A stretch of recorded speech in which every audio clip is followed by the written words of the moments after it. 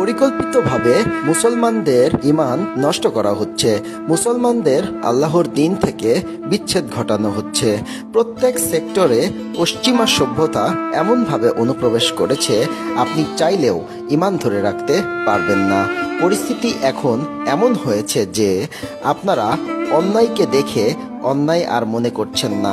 আসুন জানি কিভাবে ঈমান ধ্বংস করছে তারা। আল্লাহ বলেছেন লজ্জাস্থানের হেফাজত করতে। এই জায়গাটাতে তারা হিট করেছে। কিভাবে?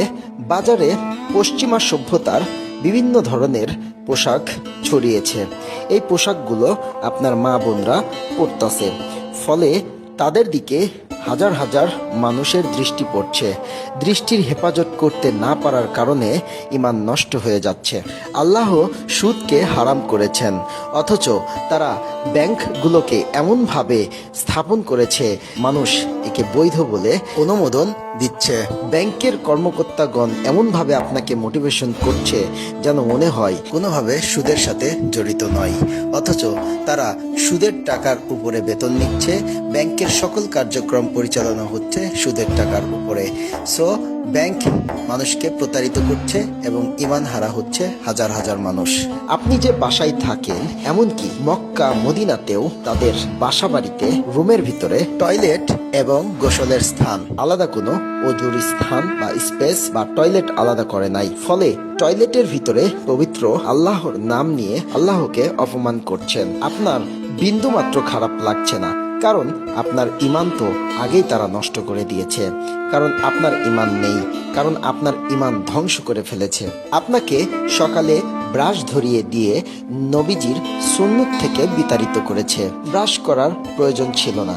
যদি আপনি দিনে 5 বার নামাজ পড়তেন এবং নামাজের আগে যদি মেসওয়াক করতেন, তাহলে আপনার আর ব্রাশের প্রয়োজন হতো না। আপনার হাতে মোবাইল দিয়েছে, যার মাধ্যমে আপনি অশ্লীল ভিডিও মুহূর্তের ভিতরে দেখেন। না দেখতে চাইলেও চোখের সামনে অশ্লীল ভিডিও চলে আসে। এভাবে আপনার ঈমান হারিয়ে যাচ্ছে। নেশা করা হারাম, অথচ নেশা জাতীয় দ্রব্য এমনভাবে প্রচার করেছে যেন এটাকে বৈধতাই দিয়ে দিয়েছে এক ধরনের। তাছাড়াও আলেমদের মধ্যে বিভ্রান্ত ছড়িয়ে হাজার হাজার মানুষের ঈমান হরণ করে নিচ্ছে। এত কিছুর পরে আপনি নামাজ পড়ে আল্লাহকে ডাকছেন, আল্লাহ আপনাকে রহমত দেবে এই আশায় বসে আছেন। অনেকে বলে নামাজে মনোযোগ আসে না। ভাই, নামাজে মনোযোগ আসবে কিভাবে যদি আপনি প্রত্যেকটা সেক্টরে আল্লাহকে অবমাননা করেন, আল্লাহকে অসন্তুষ্ট করেন, আল্লাহর ইবাদতে মশগুল না থাকেন? তাহলে কিভাবে নামাজে মনোযোগ আসবে? অনেকে বলে এতগুলো ইসলামী দেশ থাকতেও কেন মুসলমানদের হত্যা করলে কেউ কিছু বলে না? ভাই, ঈমান তো নাই। ঈমান যদি থাকতো তবে একজন মুসলমানের উপরে কেউ যদি আক্রমণ করত, সমগ্র বিশ্ব তাকে প্রতিহত করত। কেন? আপনি ইতিহাস পড়ে দেখেন, হিন্দুস্থানে এক মুসলিম নারীকে নির্যাতনের কারণে হিন্দুস্থানের উপরে যুদ্ধ ঘোষণা করেছিলেন। একেই বলা হয় ঈমান। ওই ঈমান এখন আর মুসলমানদের ভিতরে নেই।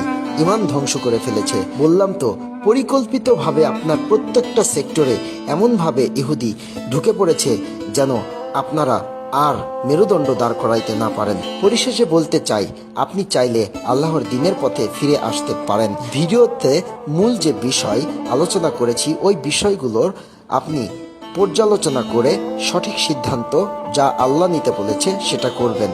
এতে করে আপনি ঈমান ফিরে পাবেন। এই ভিডিও সমগ্র মুসলিম ভাইদের কাছে পৌঁছে দেওয়া আপনার ঈমানি দায়িত্ব। যদিও অনেকের ঈমান না থাকার কারণে ভিডিওটা ছড়াবে না। এমন তো হতে পারে এই ভিডিও ছড়িয়ে দেওয়াতে মানুষ আল্লাহর পথে ফিরে আসবে। যত বেশি ফিরে আসবে তত বেশি নেকি আপনি পাবেন। সকল কিছু আল্লাহ জানে। একটা বিষয় মাথায় রাখবেন, ইয়া ইবাদি আল্লাযীনা আমানু ইন্না আরদি ওয়াসিআতু ফাইয়ায়া ফাবুদুন কুল্লু নাফসিন যায়িকাতুল মাউত কুল্লু নাফসিন যায়িকাতুল মাউত সুম্মা যাও